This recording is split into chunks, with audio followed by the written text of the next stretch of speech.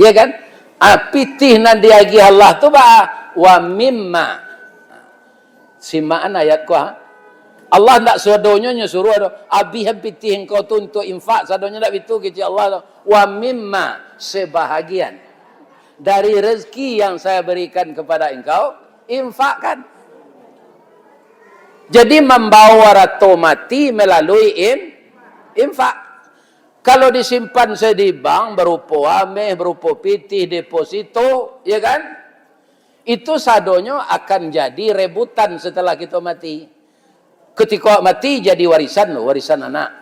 Awak ndak bawa siat batangka anak kok jadi rebutan, sudah tu jadi pertengkaran, sudah tu jadi pembunuhan. Banyak terjadi itu, berbunuh-bunuhan anak. Ayahnya ndak bawa siat. Ketika hidup ndak bawa sedekah, atulah nan serugi-rugi orang.